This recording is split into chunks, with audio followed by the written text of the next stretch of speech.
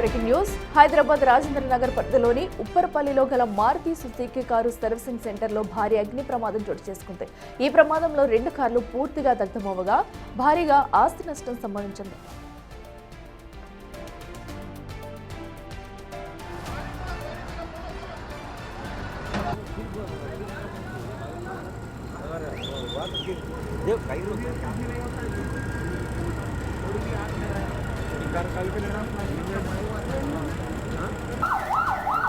Servicing centre వెనక భాగంలో నిల్వ ఉంచిన స్క్రాప్లో ఒక్కసారిగా మంటలు చెలరేగాయి. వేగంగా వీచిన గాలికి మంటలు పరిసర ప్రాంతాలకు వ్యాపించాయి. మంటలు సర్వీసింగ్ కోసం వచ్చిన కార్లకు అంటుకోవడంతో అక్కడ దట్టమైన పొగ కమ్మేసింది.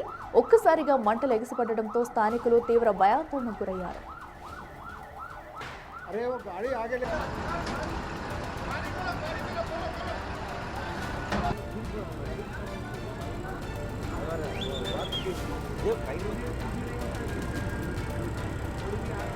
ప్రమాదం గురించి సమాచారం అందుకున్న అగ్నిమాపక సిబ్బంది హుటాహుటిన సంఘటనా స్థలానికి చేరుకున్నారు. ఫైర్ ఇంజిన్ల సహాయంతో మంటలు షోరూం లోపలికి వ్యాపించకుండా అదుపులోకి తెచ్చారు. అగ్నిమాపక సిబ్బంది సకాలంలో స్పందించడంతో పెద్ద ప్రమాదం తప్పిందని అధికారులు తెలిపారు.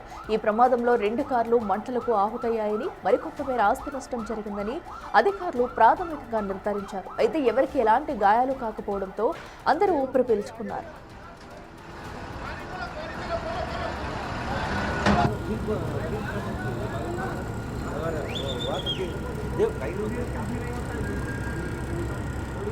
మరింత సమాచారం మా ప్రతినిధి అక్రమ్ అందిస్తారు. అక్రమ్, చెప్పండి, ఏదైతే సుజుకి షోరూమ్ లో కూడా సర్వీస్ సెంటర్ లో అయితే భారీగా అగ్ని ప్రమాదం సంభవించింది. అయితే ఈ ప్రమాదం గల కారణాలేంటి? ప్రస్తుతం మంటలన్నీ అదుపులోకి వచ్చాయా?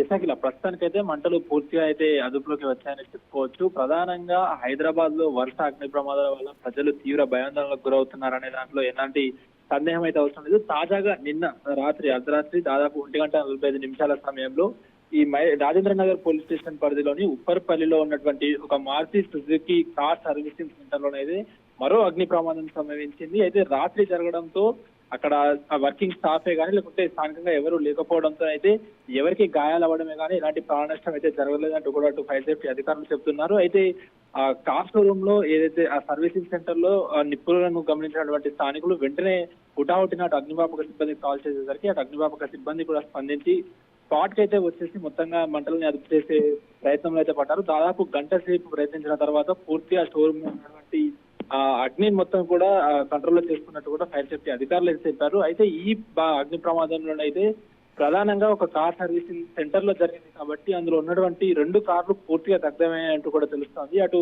ఎవరు కూడా ఆ రోజు అంటే రాత్రి జరుగుతున్నటువంటి ఈ అగ్ని ప్రమాదంలో ఆ టైంకి ఎవరు వర్కింగ్ స్టాఫ్ లేకపోవడంతో అయితే ఎలాంటి ప్రాణ జరగలేదంటూ కూడా చెప్పుకోవచ్చు. అయితే సెక్యూరిటీ చూసిన దాని ప్రకారం ఏదైతే సర్వీసింగ్ సెంటర్ వెనుక భాగంలో ఉన్నటువంటి స్క్రాప్ సామాగ్రిలో ముందుగా కూడా చిన్నగా స్పార్కిల్ అయితే వచ్చినట్టు కూడా తెలుస్తోంది. అయితే దీనికి ప్రధాన కారణం ఏదైనా షార్ట్ సర్క్యూట్ జరిగిందా లేకపోతే మానవ తప్పిదం ఏమైనా ఉందా అనే దానిపైన కూడా ఫైర్ సేఫ్టీ అధికారులు అయితే పూర్తి అయితే దర్యాప్తు అయితే ముమ్మరం చేస్తున్న పరిస్థితి అయితే కనిపిస్తా ఉంది. అయితే ఇందులో 2 కార్లు పూర్తిగా దగ్ధం అవడంతో ఆస్తి నష్టం కూడా వాటిల్లిందంటూ కూడా అటు ఓనర్ వాపోతున్న పరిస్థితి అయితే కనిపిస్తా ఉంది. ప్రధానంగా అసలు ఈ అగ్ని ప్రమాదం ఎందుకు సంబంధించింది అన్న దానిపైన అయితే ఫైర్ సేఫ్టీ అధికారులు అయితే దర్యాప్తు ముమ్మరం చేశారని చెప్పవచ్చు.